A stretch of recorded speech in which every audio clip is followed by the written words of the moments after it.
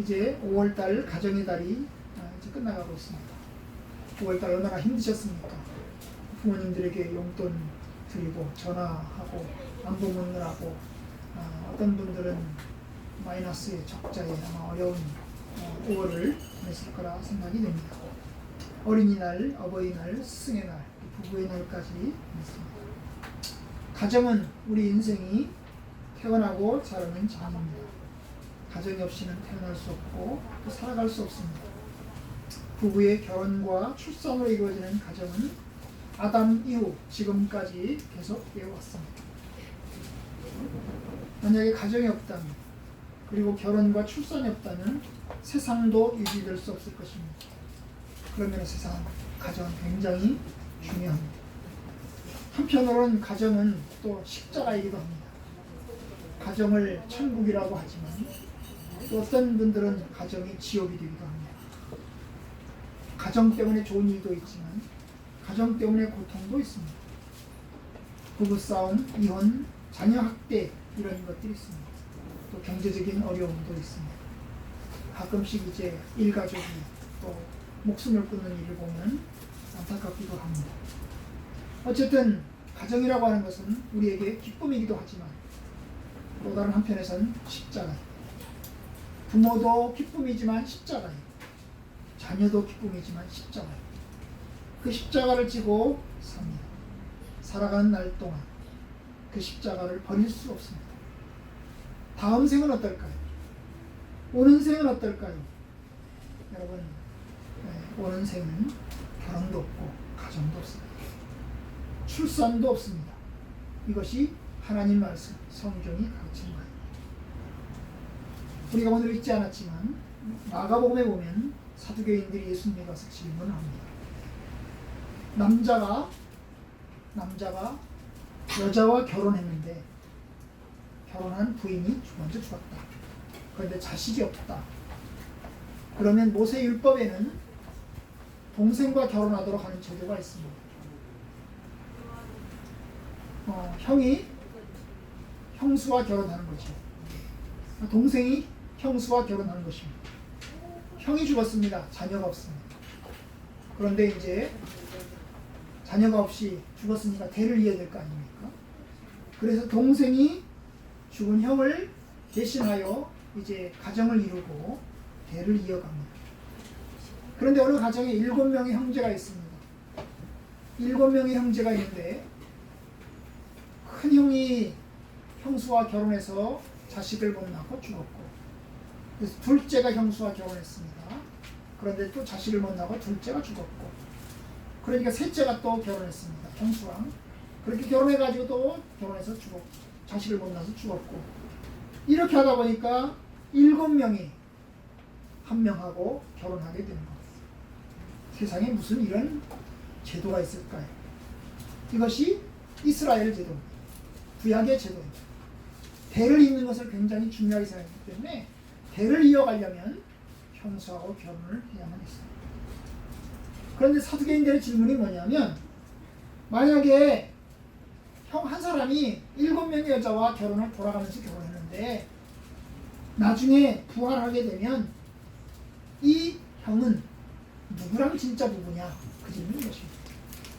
7명이랑 돌아가면서 결혼했으니까 누구하고 진짜 부부가 되겠냐? 이런 질문을 했어요. 사실 사두개인들은 이 질문을 통해서 부활은 없다, 죽으면 끝이다, 그 얘기를 하고 싶었던 것입니다.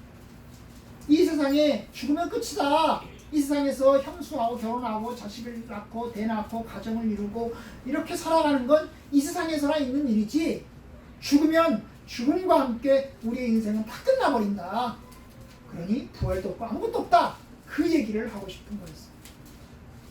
그런데 예수님께서 뭐라고 얘기합니까? 한마디로 말하면 부활은 있다 이야기합니다. 그럼 부활이 있으면 그러면 그 부부는 어떤 부부가 진짜입니까? 하는 답변을 해야 되는 거죠. 바로 여기에 주님께서 말씀하시기를 부활은 있는데 결혼은 없다. 부부도 없다. 부활은 있는데 결혼도 없고 부부도 없고 가정도 없고 부모 자식 관계도 없다. 거기에는 뭐만 있는 거예요? 다 같은 형제들만 있다는 것입니다. 시집도 안 가고 장가도 안 가고 천사들처럼 지낸다는 거예요. 천사들은 시집도 안 가고 장가도 안 가고 결혼도 안 하고 결혼 자식도 안 낳고 그렇습니다. 그러니까 천사들처럼 우리가 지내게 될 거예요. 이것이 이제 주님께서 가르쳐 주신 오는 세상에서의 모습입니다. 그렇습니다. 부모, 자식 관계, 남편과 아내 관계, 이 관계는 세상에서나 필요합니다. 세상에서나 필요합니다. 하늘나라에 가서는 그런 거 없습니다. 하늘나라에 가서는 모두 다 하나님을 아버지로 부릅니다. 모두 다 형제로서 지내게 됩니다. 아시잖아요, 그죠? 우리들 모두 다 하나님을 아버지라고 부르잖아요. 저도 하나님을 아버지라고 부릅니다. 우리의 아들, 딸도 하나님을 아버지라고 부릅니다. 저희 어머니도 하나님을 아버지라고 불렀어요. 사실 하나님 아버지는 하나님 할아버지고 하나님 할아버지고 이래야 되는데 모두 다 하나님을 아버지라고 부르잖아요. 아브라함도 하나님을 아버지라고 불렀고 이삭도 하나님을 아버지라고 불렀고 야곱도 하나님을 아버지라고 불렀어요. 그러면 천수가 이상해지죠. 하늘나라에서는 모두 다 한 하나님 앞에 서 있는 자녀들이고 또 모두 다 형제들이 되는 것입니다. 부부는 없어지고 부모 자식 관계도 없어지고 오직 하나님의 백성들만, 성도들의 형제들만 남습니다.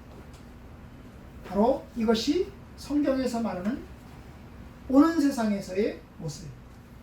그러니까 우리의 결혼이나 자녀나 가정은 이 세상에서나 필요합니다. 하나님께서는 가정과 함께 이제 하나를 더 주셨는데 바로 그것이 교회입니다. 하나님의 나라, 천국에서 교회는 하나님의 백성들입니다. 교회를 하나님의 백성이라고 이야기합니다. 바로 교회가 남는 겁니다. 하늘나라에서는 뭐가 남을까요? 가정은 없어지고 교회가 남습니다. 국가도 없어집니다. 미국이니 한국이니 이런 거 다 없습니다. 오직 교회가 남습니다. 여기서 말하는 교회는 지역교회가 아닙니다. 성악교회가 남는다는 말이 아니고 오직 하나님의 교회 한 개가 남습니다. 우주적인 교회이고 보편적인 교회입니다. 예수 그리스도를 믿는 사람들이 공동체인 교회입니다. 아직까지 그 교회는 무형교회입니다. 그 교회는 아직 눈에 보이지 않습니다. 우리가 보이는 교회는 유형교회입니다. 눈으로 볼 수 있는 교회들입니다. 그러나 하나님 나라에서는 유형교회는 없어집니다. 무슨 교회는 다 없어집니다. 오직 남는 것은 하나님의 교회가 남습니다. 하나님의 백성들만 남습니다. 교회는 이 세상에서는 유형교회라서 조직을 갖습니다. 목사도 있고 장로도 있고 집사도 있고 권사도 있습니다. 그러나 하나님 나라에서는 목사도 없고 장로도 없고 권사도 없고 집사도 다 없습니다. 모두 다 형제들만 남습니다. 조직이라는 게 없습니다. 직분이라는 게 없습니다. 오직 하나님의 백성들만 남습니다. 이제 오늘 읽었던 말씀, 마가복음의 말씀을 보시면 거기 보면 예수님께서 공생애를 시작하신 다음에 제자들과 함께 이제 공생애 활동을 하는 중에 육신의 가족들이 찾아옵니다. 육신의 모친 마리아와 그리고 남동생들과 그리고 여동생들이 찾아옵니다. 왜 찾아왔을까요?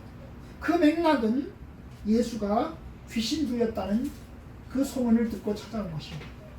사실 예수님께서 하나님 말씀을 전하시고 그리고 귀신 들린 자를 내쫓고 병든 자를 고치니까 사두개인들과 바리새인들이 예수를 향해서 딱지를 하나 붙였습니다.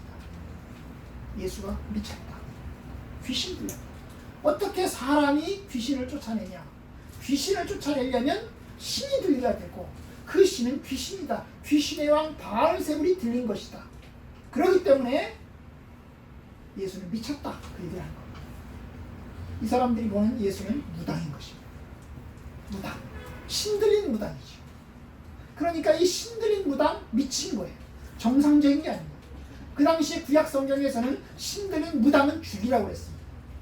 신들린 무당, 그렇게 해서 귀신 들려서 온갖 악을 행하는 자들은 다 죽이라고 이야기했습니다. 예수는 심지어 안식일도 지키지 않았습니다. 안식일 날도 병을 고쳤습니다. 그러니까 예수님의 적대자들의 입장에서 볼 때는 심각한 문제예요. 그런데 그 소문을 예수님의 가족들이 들었습니다. 예수의 가족들이 예수가 미쳤다는 소식을 들었고 예수가 귀신 들렸다는 소식을 들었습니다. 그래서 그들이 찾아왔습니다. 왜냐하면 예수님이 안식일을 어기고 병을 고치니 결국 미친 겁니다. 그래서 예수님을 찾아오게 됩니다.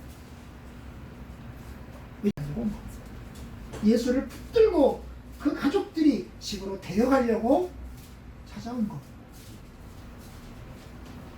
그리고 그 동생 와서 이제 와보니까 사람들이 너무 많은 거예요. 예수님이 있는 자리에 사람들이 너무 많으니까 이게 집 안으로 들어갈 수가 없는 겁니다.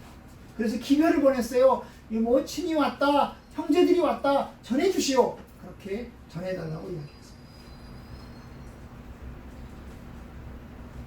31절. 그때에 예수의 어머니와 동생들이 와서 밖에 서서, 이게 집 밖에 서 있는 거죠. 집 밖에 서서 사람을 보내어 예수를 부르니, 못 들어가니까, 사람이 너무 많아서 못 들어가니까 집 밖에서 이제 기별을 넣은 겁니다. 무리가 예수를 둘러 앉았다가, 예수님과 제자 이제 사람들이 둘러 앉아 있는 것입니다. 그죠? 사람들이 앉아 있는 거예요. 집이 꽉 찬 겁니다. 앉아 있다가 이제 이야기를 합니다. 보소서, 당신의 어머니와 동생들과 너희들이 밖에서 찾아왔습니다. 그리고 예수님을 찾습니다. 그럼 여러분들 어떻게 해야 됩니까? 우리는 어떻게 해야 됩니까? 뭐 친히 찾아왔고 동생들이 찾아왔으면 어떻게 해야 됩니까? 나가야죠. 당연히 나가야 됩니다. 어머님 오셨습니까? 동생들 왔느냐? 이렇게 해야 되는 겁니다. 그런데 예수님 나가지 않습니다. 사실 아까 말씀드렸지만 이 모친과 동생들이 찾아온 일은 좋은 일로 찾아온 게 아니죠. 그죠? 미친 예수를 집으로 강제로 데려가기 위해서 찾아왔어요. 예수님이 그 소식을 들었다면, 형제들이 왔고 모친이 왔다면 밖으로 나가봐야 됩니다. 나가서 맞이해야 됩니다. 그것이 우리나라의 예의입니다. 만약에 우리나라 사람들이 그걸 안 하면 어떻게 됩니까? 호로 자식입니다. 그죠? 아주 버릇없는 자식. 당연히 나가야 됩니다. 시골에서 엄마가 올라온다고 하는데 고속터미널로 마중 가는 것이 자식의 도리 아닙니까? 그죠? 기차 타고 올라오신다는데 기차역에 마중 나가는 게 도리입니다. 그렇죠? 그런데 나가지도 않아요. 집 밖에, 집 안에 앉아서 나가지도 않습니다. 그리고 이야기를 합니다. 뭐라고요? 누가 내 어머니이고 동생들이냐? 누가 내 어머니고 누가 내 동생이냐? 저 밖에 있는 저 사람들이 내 어머니고 밖에 있는 저 동생들이 내 동생이냐? 그 질문인 겁니다. 그 말 속에는 뭐가 들어있어요? 아니다. 그들은 내 어머니가 아니다. 그들은 내 형제들이 아니다. 내 동생들이 아니다. 그런 뜻이 들어있습니다. 예수님의 말씀에, 이 말씀의 요지에는 밖에 서 있는 어머니는 내 어머니가 아니고 밖에 서 있는 내 동생들은 내 동생들이 아니다. 그런 뜻이 들어있어요. 이 질문 속에. 그렇죠? 그런 질문 할 필요가 없는 거예요. 그런 뜻이 있어요. 그러면서 이야기를 합니다. 둘러 앉은 자들을 보시며 이르시되 내 어머니와 내 동생들을 봐라. 여기 둘러 앉아있는 이 사람들을 봐라. 이 내 어머니와 내 동생들을 봐라. 그러면서 뭐라고 얘기합니까? 35절. 누구든지 하나님의 뜻대로 행하는 자가 내 형제요 자매요 어머니. 여기서 예수님은 새로운 가족을 이야기합니다. 새로운 가족. 육신의 가족이 아닙니다. 내 피로 맺어진 관계가 아닙니다. 어머니가 나를 낳았고 그래서 내 어머니이고 나와 한 혈육이니까 나의 형제이고, 이게 아니고 피로 맺어진 관계가 아니고 뭐요? 하나님의 뜻대로 행하는 자가 내 형제요 자매요 어머니. 피는 물보다고 진하다고. 그렇죠? 피는 물보다 진하다고. 예수님께서는 피보다 더 진한 것을 이야기합니다. 피보다 물보다 진한 것이 피라면 피보다 더 진한 것은 뭐예요? 하나님의 뜻대로 행하는 것. 하나님의 하나님의 뜻대로 행하는 자가 내 형제요 자매요 모친이니라. 여러분, 여기 있는 사람들은, 여기 앉아있는 사람들은 예수님과 피 한 방울 안 섞였습니다. 이 둘러 앉아있는 사람들은 예수님과 피 한 방울 안 섞였습니다. 물론 이 가운데는 육신의 친척도 있습니다. 물론 넓게 본다면, 아주 넓은 의미에서 본다면 아브라함의 후손이고 야곱의 후손들입니다. 아니, 좀 더 넓은 의미에서 본다면 다 노아의 후손들이고, 더 넓은 의미에서 본다면 다 아담의 후손들입니다. 그렇죠? 그런 의미에서 본다면 친척이죠. 그런 의미에서 본다면 형제죠. 그러나 좁은 의미에서 본다면 이 둘러앉아있는 사람들 예수님은 가족 관계입니까? 아닙니다. 형제 관계입니까? 아닙니다. 그들과 어머니 관계입니까? 아닙니다. 그런데 예수님 말씀하십니다. 근데 하나님의 뜻대로 행하는 자가 누구든지 내 형제요 자매요 어머니. 결국 육신의 가족이 아닌 새로운 가족을 이야기합니다. 하늘나라의 가족입니다. 육신의 가족이라도 하나님의 뜻대로 살지 않으면 가족이 아니라는 말입니다. 예수님 하신 가르침 중에 이런 이야기가 있습니다. 들어보셨는지 모르겠지만, 사람의 원수가 집안 식구다. 마태복음 10장 36절, 사람의 원수는 바로 그 집안 식구다. 그 집안 식구가 뭐라고요? 그 집안 식구가 뭐라고요? 원수다. 원수라. 나의 적이라는 거예요. 원수가 북한에 있는 저 공산당이 아니고 우리 가족, 집안에 있는 내 식구가 원수다, 그 말입니다. 참 이게 엄청나게 강한 이야기인 것입니다. 결국 부모나 자식이나 나보다 더 사랑하는 자는 나의 제자가 될 수 없다. 이것이 예수님의 말씀입니다. 결국 육신의 가족을 넘어서 영적인 가족, 하늘의 백성들인 교회를 가족으로 보고 계십니다. 여러분, 하늘 나면 뭐가 남을까요? 교회가 남습니다. 지금은 세상에서 가족이 우선이고 육신의 가족이 우선이고 육신의 가족이 나의 우상과 같지만, 오는 세상에서는 가족은 없어지고 하나님의 백성들만 남습니다. 이 세상에서는 육신의 가족이 중요하고 육신의 부모 관계가 중요하고 육신의 자녀 관계가 중요하지만, 오는 세상에서는 그것은 아무것도 중요하지 않습니다. 그것은 없어지는 것입니다. 우리가 가져야 될 결혼관, 가정관, 자녀관이 이와 같습니다.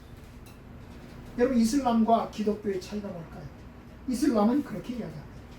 이슬람은 순교하면 저 세상에서 부인을 10명까지 얻는다. 그러면 이슬람이 말하는 것은 저 세상에서의 가정이 있다는 거예요, 없다는 거예요? 있다는 겁니다. 그렇죠? 이 세상에서 순교를 하면 저 세상에선 부인을 10명까지 얻는다. 그러니까 남자들이 목숨 걸고 테러를 하는 이유가 뭐예요?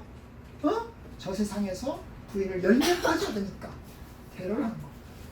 그들은 가정이 있다는 걸 전제한 거예요. 그죠? 저 세상에서 부인을 더 많이 얻을 수 있다. 아름다운 부인을 더 많이 얻을 수 있다. 그런데 여러분, 기독교와 이슬람의 차이가 여기 있어요. 기독교는, 성경은 하늘나라에서는 결혼하는 것도 없고 시집가는 것도 없고 장가가는 것도 없다. 천사들과 같이 된다. 그것이 하나님 말씀. 여러분, 지난주 제가 얘기했죠. 바울은 독신을 권장했나요? 결혼을 권장했나요? 독신을 권장했어요. 고린도전서 7장에 보면 여러 번에 걸쳐서 그 이야기를 합니다. 사람이 결혼하지 않는 것이 낫다. 모든 사람이 나와 같기를 바라노라. 내가 결혼하지 아니한 자들과 과부들에게 이르노니 나와 같이 그냥 지내는 것이 좋으니라. 나와 같이 그냥 지내는 게 좋다. 결혼하지 않는 사람들아, 그냥 지내는 게 좋다. 결혼하려고 애쓰지 마라. 그냥 독신으로 그냥 살려고 해라. 그런데 너희들이 정 참기 힘들면, 정 남자를 그리워하고 여자를 그리워하는 것 때문에 못 견디겠거들랑, 그때는 결혼. 왜냐? 그것 때문에 사탄이 유혹하고 그것 때문에 뒤집고 그것 때문에 쓰러질 것 같으면 그때는 결혼해라. 그러나 웬만하면 결혼하지 마라. 결혼하지 않는 것이 낫다. 이것이 바울의 결혼관입니다. 여러분, 바울은 독신을 권장합니다. 어떤 면에서 오늘날 사람들이 결혼하지 않고 혼자 사는 것 성경적입니다. 그렇죠? 요새 뭐 텔레비전에서 혼자 산다 그런 프로그램이잖아요. 그죠? 혼자 산다 그런 프로그램도 있는 것 같은데, 예? 그래서 혼자 살면서 이제 혼자 사는 사람들끼리 뭐 같이 뭐 놀기도 하고 같이 밥도 해 먹고 뭐 그런 걸 이제 보여주잖아요. 그죠? 그렇죠. 옛날 20년 전, 30년 전 그런 거 보이잖아요. 안 보여줬습니다. 요즘 혼자 사는 사람들이 워낙 많다 보니까 혼자 어떻게 먹을까, 혼자 어떻게 시간을 보낼까 그런 걸 가르쳐 주는 거예요. 이게 어떤 의미에서 성경적인 것입니다. 왜냐하면 결혼하면 바울의 결혼을 권장하지 않는 이유가 두 가지. 결혼하지 권장하지 않는 이유가 뭘까요? 결혼하면 마음이 갈라진다. 하나님을 믿는 사람들이 하나님에게도 마음을 줘야 되고 배우자에게도 마음을 줘야 되는 거예요. 그러면 이게 갈라지는 겁니다.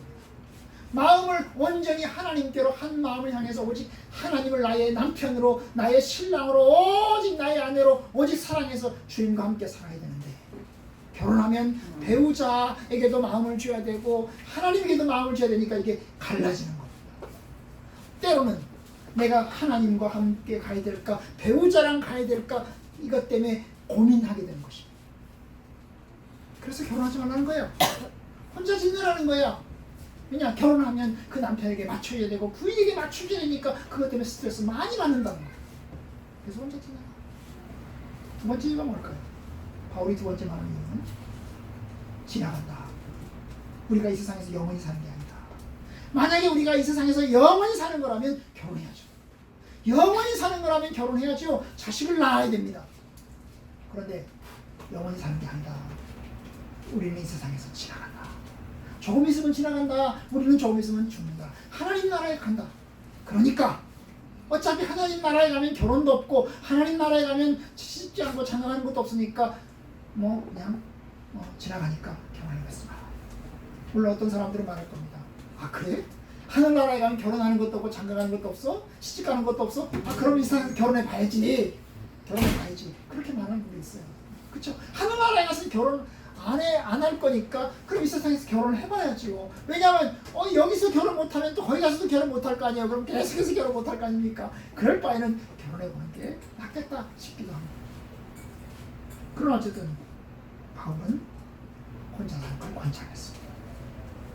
그래서 천주교의 사제들, 신부들은 독신입니다. 결혼하지 않습니다.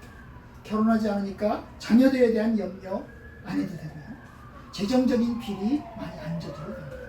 오늘날 교회 목사님들이 결혼하니까 가족들을 두니까 그 가족들 때문에 교회 재정에 사고가 나는 경우가 많습니다. 처자식 먹여 살려야 되니까 목사님들이 부담이 되는 거예요. 물론 천주교의 사제들 그분들도 뭐 재정비리 안 한다는 게 아니에요. 그들도 합니다. 어쨌든 음행의 연고로 사탄의 유혹 때문에 결혼하는 것이지 만약에 그런 것이 아니라면 정욕에 불타서 절제할 수 없다면 너희들이 결혼해라. 그러나 그런 것이 아니라면 너희들은 혼자 사는 게 좋겠다.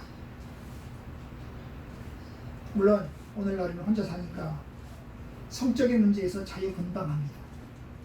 누구와도 함께 잘 수 있고 임신하고 게다가 이제 낙태까지 할 수 있게 됐으니 이게 참 얼마나 세상이 요지경인지 모르겠습니다. 어쨌든 간에 우리는 이 세상은 지나갑니다. 하늘나라에서는 더 이상 결혼도 없고 부부도 없습니다. 여러분 바울의 부모관 뭘까요? 아까 예수님의 부모관 얘기했죠. 형제관 얘기했잖아요. 하나님의 뜻대로 행하는 자가 나의 형제요 자매요 어머니다 그랬습니다. 바울은 뭐라고 그랬습니까? 바울은 로마서 16장 13절에서 그 이야기를 합니다. 제가 읽겠습니다. 주 안에서 택하심을 입은 루포와 그 어머니에게 문안하라. 그의 어머니는 곧 내 어머니니라. 바울은 로마서에서 루포라는 사람과 그의 어머니에게 안부를 전해달라고 말합니다. 그러면서 이야기합니다. 그 어머니는 내 어머니다. 그러면 루포와 바울이 친형제입니까? 전혀 아닙니다. 육신적으로 루포와 바울은 아무 관계도 아닙니다. 그런데도 바울은 그 루포의 어머니를 내 어머니로 생각을 합니다. 그리스도 안에서 맺어진 내 어머니, 그리스도 안에서 맺어진 나의 모친으로 생각하는 것입니다. 혈육의 부모가 아니고 영적인 부모, 친구의 부모를 내 어머니로 생각하는, 내 부모로 생각하는 그런 경우들도 있지 않습니까? 바로 그런 거 마찬가지로 바울은 이야기합니다. 부모만 그렇습니까? 그렇지 않습니다. 여러분, 바울은 독신으로 살았습니다. 독신으로 살면 세상적으로는 자식이 없는 거죠. 결혼을 안 했으니까. 그죠? 결혼 안 했으니까 자식이 없습니다. 그런데 바울은 자녀가 없었어요? 있었어요? 있었습니다. 누구입니까? 바로 디모데. 바울은 디모데를 전도 여행 중에서 만났습니다. 엄마도 있고 아빠도 있는 사람. 그의 아버지, 디모데의 아버지는 헬라 사람이고 그의 어머니는 유대 여자였습니다. 혼혈이지요. 그런데 전도 여행 중에서 이 디모데를 만났습니다. 그리고 디모데와 함께 전도 여행을 시작을 합니다. 그리고 전도 여행을 시작하면서 그 디모데를 향해서 내 아들이라고 이야기합니다. 내가 낳은 아들, 영적으로 낳은 내 아들이라고 이야기합니다. 믿음 안에서 참 아들 된 디모데라고 이야기합니다. 여러분, 그렇습니다. 이것이 하나님 나라의 백성들입니다. 하나님 나라에서는 시집 가는 것도 없고 장가 가는 것도 없습니다. 자녀를 낳는 것도 없습니다. 육신적인 가족은 더 이상 없습니다. 그런데 영적인 가족들, 믿음의 가족들, 하나님의 백성들이 남습니다. 저와 여러분들은 하늘나라에서도 만납니다. 그죠? 여기서도 만나지만 하늘나라에서도 만납니다. 하늘나라에서 같이 지냅니다. 제가 지난주에 얼핏 얘기했죠. 교회끼리도 싸우는 교회도 있다. 그럼 하늘나라에 가서는 안 만날까요? 하늘나라에 가서도 만납니다. 그죠? 교회는 가족입니다. 더 큰 가족입니다. 믿는 사람들은 형제이고 하나님을 아버지라고 부르면서 동시에 예수 그리스도를 믿는 성도들끼리는 형제입니다. 그렇기 때문에 바울은 그들을 돌보고 그들에게 안부를 묻는 것을 중요하게 생각합니다. 이제 오늘 그러면 성도들에게 관계에서, 믿음의 관계에서 어떻게 우리가 살아야 될까? 그것을 제가 로마서 12장 10절에서 읽은 대로 읽은 것을 한번 보겠습니다. 로마서 12장 10절 다 같이 읽어봅시다. 12장 10절 다 같이 시작. 형제를 사랑하여 서로 우애하고 존경하기를 서로 먼저 하며. 여러분, 믿음의 관계에서 이제 바울은 이야기합니다. 형제를 사랑하라, 우애하라, 존경하기를 서로 먼저 하라. 여기서 형제는 육신적인 형제가 아닙니다. 그죠? 그죠? 혈육의 형제가 아닙니다. 이것은 믿음의 형제들입니다. 성도들끼리입니다. 성도들끼리 서로 사랑하라. 형제들, 성도들 형제라고 이야기하는 것입니다. 어떻게 사랑해야 될까요? 형제를 사랑하라. 어떻게 사랑해야 될까요? 사랑이란 뭡니까? 사랑은 책임의 관계. 책임의 관계. 서로 돌보고, 그죠?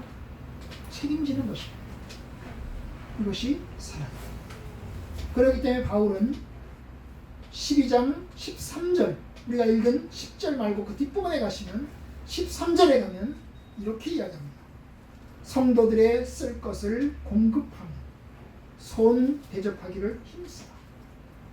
성도들의 쓸 것, 이게 뭐예요? 물질적인 거죠.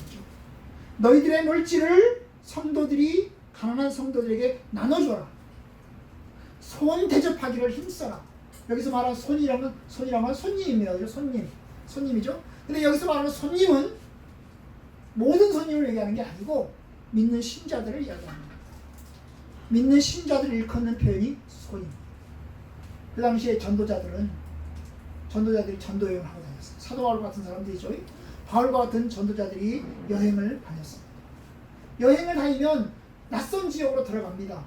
그럼 어디 가서 잠을 자야 됩니까? 돈도 없는데, 여관도 없고 돈도 없는데 어디 가서 잠을 자야 됩니까? 그러면 찾아가는 것이 교인들을 찾아가는 것입니다. 그러면 교인들은 그 찾아온 손님을 대접해야 돼요. 왜요? 형제들이니까. 바로 그 얘기합니다.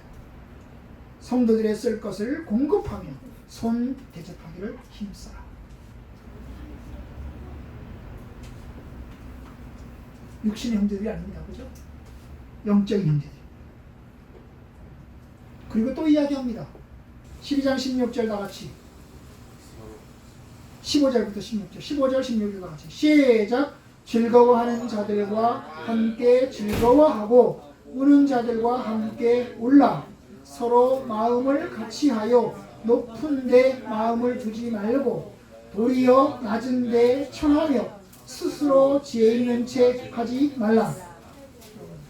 이게 이제 동거동락입니다. 즐거워하는 자들과 함께 즐거워하고 우는 자들과 함께 울라. 같이 슬퍼하고 같이 울고 같이 웃고 나누라는 것입니다. 서로 마음을 같이 하는 거예요. 그 사람의 입장에서 내 입장과 그 사람의 입장이 같이 되는 것입니다. 그리고 이야기합니다. 스스로 지혜 있는 체 하지 마라. 너 똑똑한 척 하지 마라. 너만 잘났다고 하지 마라. 너만 잘난 척 하지 마라. 겸손해라. 바울은 또 이야기합니다. 14장 1절 2절 봅시다. 로마서 14장 1절 2절을 다 같이 봅시다. 다 같이 시작. 믿음이 연약한 자를 너희가 받되 그의 믿음을 비판하지 말라. 어떤 사람은 모든 것을 먹을 만한 믿음이 있고 믿음이 연약한 자는 채소만 먹느니라. 여기서 이제 골자는 로마서 14장의 골자는 형제들을 비판하지 마라. 형제들을 비난하지 마라. 여기서 말하는 형제는 뭡니까? 믿음의 형제입니다. 믿는 사람이 믿음의 차이가 다르다는 거예요. 어떤 사람은 믿음이 큰 사람이 있고 믿음이 작은 사람이 있고 깊은 믿음을 가진 사람이 있고 얕은 믿음을 가진 사람이 있는데 여러 종류의 믿음이 있다는 거예요. 그런데 서로의 믿음의 차이가 다르다고 비난하지 말라는 것입니다. 물론 여기서 말하는 믿음이라고 하는 것은 그러면 저기 신천지도 받아들이고 여호와 증인도 받아들이고 다 받아들이라는 거냐? 그 얘기는 아닙니다. 같은 믿음을 가졌는데 예수 그리스도를 믿는 믿음은 같은데 예수를 믿는 믿음이 아니고 딴 걸 믿는 거라면 그건 받아들일 필요 없죠. 그런데 예수를 믿는 건 같은데 믿음 생활하는 방식에 있어서 차이가 좀 있을 수 있다는 것입니다. 여기서 예를 든 것이 뭐냐면 먹는 문제. 그 당시에 이제 유대인들은 고기를 먹지 않았습니다. 그 당시 유대인들은 특별히 돼지고기를 먹지 않았습니다. 그들은 오로지 선별된, 구별된 고기만 먹었습니다. 예를 들면 고기 중에서 이제 어떤 것입니까? 되새김질도 하고 쪽발이도 있는 두 가지가 동시에 되는 것만 먹었습니다. 되새김질도 하고 쪽발이도 되는 것. 소고기는 먹었죠. 왜냐? 소고기는 쪽발이기도 하고 그 다음에 되새김질도 합니다. 그런데 돼지고기는 안 먹습니다. 왜요? 돼지고기는 쪽발이기는 한데 되새김질을 못합니다. 그래서 돼지고기는 안 먹습니다. 그래서 성경은 이 쪽발이거나 되새김질을 못하는 것은 뭐예요? 부정한 짐승이라고 했어요. 그래서 먹지 말라고 했어요. 그래서 유대인들은 돼지고기를 안 먹었어요. 소고기 먹었어요. 지금도 그렇습니다. 근데 여러분, 근데 그 당시 로마 사람들은 돼지고기를 먹었습니다. 그들은 아무거나 다 먹었습니다. 그들은 신전에 가서 제물을 우상에게다가 제사를 지내고 난 다음에 그 제물을 내려다 놓고 그걸 먹었습니다. 그들은 소고기, 돼지고기 안 거렸습니다. 아무거나 다 잘 먹었습니다. 우리 같죠. 우리나라 사람들 아무거나 다 잘 먹잖아요. 그죠? 잘 먹었어요. 그런데 이제 로마 이 사람들이 헬라 사람들이 예수를 믿게 됐어요. 예수를 딱 믿고 나니까 걸림돌이 뭐냐 하면 이거 돼지고기 먹어야 되냐 안 먹어야 되냐 걸리면. 왜냐하면 기독교가 어디서 생겼어요? 기독교가 유대인들로도 생겼잖아요. 그죠? 유대인 예루살렘으로도 시작됐잖아요. 그죠? 그런데 유대인 유대인들은 돼지고기를 안 먹었잖아요. 예수를 믿으면서도 그들은 자기네들이 유대인이기 때문에 돼지고기를 안 먹었어요. 오히려 소고기만 먹었어요. 그런데 이 돼지고기를 먹던 이 사람들이 예수를 믿고 나서 딱 보니까 유대인들은 돼지고기를 안 먹거든요. 근데 우리는 먹거든요. 이거 먹어야 되냐 말아야 되냐 고민이 시작된 것이고, 유대인들은 헬라인들로 말했어요. 너희들 돼지고기 먹지 마. 소고기만 먹어. 그래 얘기했어요. 그래서 이 사람 누가 믿음이 셉니까? 유대인들이 믿음이 세죠. 그죠? 헬라 사람들 믿음이 좀 약하죠. 그죠? 나중에 예수를 믿었으니까. 그죠? 그런데 이제 헬라인들 중에서도 우리가 예수를 믿으니까 우리는 자유롭다. 왜냐하면 구약 성경에서 돼지고기 먹지 마라. 이 소고기만 먹어라. 그것은 유대인들에게 준 율법이지 우리 기독교인들에게 준 율법이 아니다. 이 구약 성경의 모세오경에서의 가르침은 유대인들, 이스라엘 사람들을 전제로 준 명령이지 우리 예수를 믿는 모든 신자들을 중심으로 준 명령이 아니다. 따라서 우리는 먹어도 괜찮고, 이런 생각을 가졌습니다. 왜냐하면 사실 그렇잖아요. 우리가 예수 믿으면 구원받는 거지 소고기 먹어야 구원받는 거 아니잖아요. 그렇죠? 예수 믿으면 구원받는 것이지 우리가 뭐 돼지고기 먹으면 구원 못 받는 게 아니잖아요. 그죠? 만약에 돼지 먹으면 고기 먹어서 구원 못 받으면 저와 여러분 구원 못 받는 사람 한 사람도 없습니다. 저도 돼지고기 잘 먹거든요. 그렇잖아요. 그래서 이 문제가 생깁니다. 그래서 바울이 얘기하는 거예요. 어떤 사람은 채소만 먹는 믿음이 있고, 누구겠어요? 유대인들이죠. 어떤 사람은 모든 것을 먹을 수 있는 믿음이 있는 사람이 있어요. 누굽니까? 헬라 사람들이에요. 그래서 그 사람들이 서로 비난하지 말라는 거예요. 비판하지 말라는 것입니다. 믿음의 차이를 가지고 비판하지 말라는 것입니다. 왜요? 형제들이니까. 그래서 14장 3절 다 같이 봅시다. 14장 3절 다 같이 시작. 자는 먹지 않는 자를 없이 여기지 말고 먹지 않는 자는 먹는 자를 비판하지 말라. 이는 하나님이 그를 받으셨습니다. 둘 다 먹는 사람도 구원하시고 먹지 않는 사람도 구원하신다. 예수만 믿는 사람은 돼지고기 먹는 사람도 구원하시고 소고기 먹는 사람도 구원하신다. 그러니까 다 구원하시니까 너희들 먹는 거 가지고 서로 싸우지 마라. 심지어 14장 13절은 이야기합니다. 14장 13절 다 같이 봅시다. 다 같이 읽어봅시다. 시작. 그런즉 우리가 다시는 서로 비판하지 말고 도리어 부딪힐 것이나 거칠 것을 형제 앞에 두지 아니하도록 주의하라. 여기 보면 비판하지 말라는 듯 한 발짝 더 나가서 뭐라고 합니까? 부딪힐 것이나 거칠 것, 걸려 넘어질 만한 것, 걸림이 될 만한 것 두지 마라. 그것도 두지 마라. 라고까지 이야기합니다. 장애물도 넣지 마라. 거기서 장애물을 갖다 놓으면 걸려 넘어질 테니까 장애물이 될 만한, 시험거리가 될 만한 아예 내놓지도 마라. 그 이야기를 하는 것이죠. 이게 형제군요. 쉽지 않습니다. 아주 쉽지 않아요. 형제들끼리 싸우지 않고 사이좋게 지내고 믿음의 관계를 잘 유지하는 건 쉽지 않습니다. 가족도 지옥이고 가족도 싸움 판이지만 교회도 오늘날 그것 때문에 분쟁하고 싸우고 서로 적대하는데 서로 사랑하는 것 쉽지 않습니다. 하나님의 뜻이 아닙니다. 세상에 사는 우리들 다 연약합니다. 연약하다 보니까 우리 나름대로의 기준이 있고 우리 나름대로의 생각이 있고 우리 나름대로의 틀이 있습니다. 우리 나름대로의 기준과 생각과 틀에 따라서 저 사람에 대해서는 저렇게 이야기합니다. 저 사람에 대해서 저렇게 비판할 수 있기도 합니다. 우리는 참 약합니다. 여러분, 혼자 사는 것 쉽습니다. 혼자 사는 것 싸울 일 별로 없습니다. 여러분 산속에 가서 혼자 살아보십시오. 그러면 싸울 일이 없습니다. 그렇죠? 그런데 둘이 살면 부딪힙니다. 결혼도 마찬가지잖아요. 혼자 살 때는 싸울 일이 없지만 같이 살면 둘이 결혼하는 날부터 싸우잖아요. 교회도 마찬가지입니다. 교회 그냥 혼자서 그냥 방 안에 혼자서 그냥 가만히 예배드리면 싸울 일이 없습니다. 그런데 교회를 구성하면 싸울 일이 생깁니다. 교회는 사람들이 모이는 겁니다. 사람들이 모이는 게 교회입니다. 사람들이 모이면 부딪힙니다. 사람들이 모이면 이게 갈등도 있습니다. 사람들이 모이면 싸우기도 합니다. 같이 사는 건 쉽지 않습니다. 어렵습니다. 그런데 주님께서는 이야기합니다. 사랑하라. 여러분, 설교는 방송을 통해서 들을 수 있습니다. 하나님께서는 교회에게 주신 것 중에 뭐예요? 세례식과 성찬식을 주셨습니다. 그러니 교회가 반드시 필요한 것입니다. 어떤 사람들은 가나안 교회, 안나가 교회 그렇게 얘기합니다. 나는 교인인데 교회는 안 나간다는 거예요.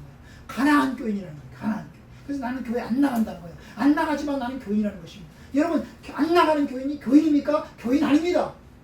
그 사람이 예수 믿는 사람이 예수 안 믿는 사람입니다. 여러분, 하나님께서는 교회를 주셨어요. 교회 생활하기 힘들어. 아침에 일찍 일어나니까 또 교회 가면 스트레스 받고 부딪히고 나랑 좀 안 맞기도 하고요. 그렇습니다. 그런데 사랑해야죠.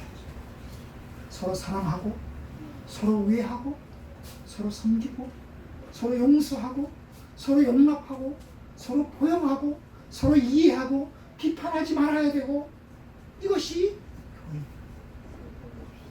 여러분, 주님께서 우리가 하나님이십니다. 하늘나라에 가면 다 만납니다. 예수 믿는 사람들은 다 만납니다. 내가 싸우는 사람, 내가 싸워서 헤어진 사람도 그 사람도 예수 믿고 나도 예수 믿으면 하늘나라에 가면 만납니다. 나와 원수진 사람이 있습니다. 세상에서 원수졌습니다. 그런데 이 사람도 예수 믿고 이 사람도 예수 믿습니다. 하늘나라에 만날까요? 안 만날까요? 만납니다. 여러분, 만납니다. 얼굴 하늘나라에서 내가 싸워서 헤어졌는데 하늘나라에 가서는 쫙쫙 해가지고 어느 시방 사투리 말로 이거 볼 수도 있고 볼 수도 없고 안 볼 수도 없고, 그렇기 때문에 하나님께서는 화해하라. 너희들이 재물을 제단 앞에 드리려고 하다가 형제들과 부딪힌 것이 생각나거든. 형제들과 화해하라. 왜냐? 하늘나라 가면 다 만날 거니까. 하늘나라 가면 함께 그것이 형제니까. 여러분, 형제는 안 볼 수가 없습니다. 물론 육신의 형제는 안 보면 끝납니다. 내가 너하고 원수졌다, 진짜 더 이상 만나지 말자. 부모도 안 만나고 형제들도 안 만나버립니다. 그런데 여러분, 영적인 형제는 안 만날 수 없습니다.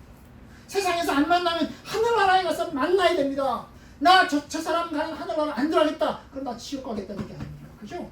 나 지옥 가겠다. 그러면 모르겠지만 그렇지 않는 것이라면 하늘나라에서 그러니까 결국 하나님 사랑, 이웃 사랑, 사랑만 남았습니다. 이제 여러분, 영적인 가족들인 교회 공동체, 하늘나라에 가서 남을 우리의 형제들 함께 같이 손잡고 하늘나라에 들어갔으면 좋겠습니다. 나보다 먼저 가신 주의 성도들, 나도 이제 뒤따라갑니다. 아브라함의 하나님, 이삭의 하나님, 야곱의 하나님이라고 했습니다. 아브라함이 간 그 천국에 이삭이 들어갔고, 이삭이 들어간 그 천국에 야곱이 들어갔습니다. 그래서 아브라함의 하나님, 야곱의 하나님, 이삭의 하나님이라고 합니다. 이삭도 살아있고 야곱도 살아있고 아브라함도 살아있습니다. 거기에 우리 어머님도 살아계시고 저도 거기에서 살 것입니다. 여러분들도 거기에서 살 것입니다. 하나님 백성, 하나님 나라에 들어갔습니다. 형제로서 서로 사랑하고 우애하는 가운데서 하나님 나라에 들어갈 수 있기를 주님의 이름으로 축원합니다.